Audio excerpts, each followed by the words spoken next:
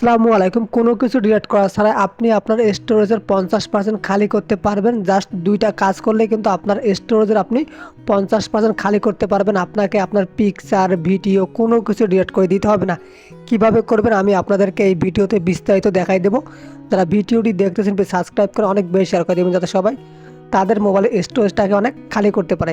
Storage ফাঁকা করার জন্য প্রথমে আপনি আপনার ফোনের ফাইল বা যে মেমোরি কার্ড আছে এখানে চলে আসবেন। আসার পর ওপরে দেখেন 3 ডট নামে একটি অপশন পাবেন। আপনি এখানে একটা ক্লিক করে দেবেন। ক্লিক করে দেওয়ার পর দেখেন লেখা আছে ক্লিন। আপনি এর উপর একটা ক্লিক করবেন। ক্লিক করার পর এখানে দেখেন লেখা আছে জাঙ্ক ফাইল। এই জাঙ্ক ফাইলটাকে আপনাকে ডিলিট করে দিতে হবে। এটা ডিলিট করে দিলে কিন্তু আপনার স্টোরেজ ফাঁকা হয়ে যাবে এবং আপনার ফোনটা অনেক ফাস্ট হয়ে যাবে, হ্যাং করবে না। জাঙ্ক ফাইল ডিলিট করে দেওয়ার পর আপনি একটু ব্যাগে চলে আসবেন। আসার পর এখানে দেখেন লেখা আছে টাস্ক, আপনার থাকতে পারে বিন। তো আপনি এর ওপর একটা ক্লিক করে দেবেন। ক্লিক করে দেওয়ার পর আপনি যে ভিডিও ফটোগুলো ডিলিট করে দিয়েছেন সেইগুলো কিন্তু এখানে আসে, এখনও ডিলিট হয়ে যায়নি। তো আপনি অল আইটেমের উপর ক্লিক করবেন, ক্লিক করবেন ডিলিট করে দেবেন। তারপর আবার ডিলিট করে দেবেন।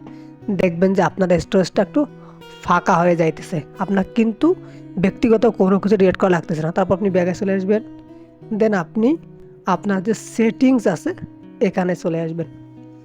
আসার পর একটু অপেক্ষা করবেন। এখানে দেখেন লেখা আছে অ্যাপস অ্যান্ড নোটিফিকেশন, এর উপর ক্লিক করবেন।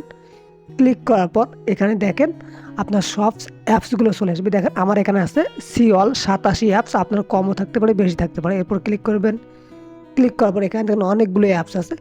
এই অ্যাপসগুলোর আপনাকে ক্যাশ ক্লিন করে দিতে হবে, ডাটা না ক্যাশ ক্লিন করে দিতে হবে। তাহলে কিন্তু দেখবেন যে আপনার স্টোরেজটা অনেক ফাঁকা হয়ে গেছে। কীভাবে করবেন আমি আপনাদেরকে দেখাইতেছি।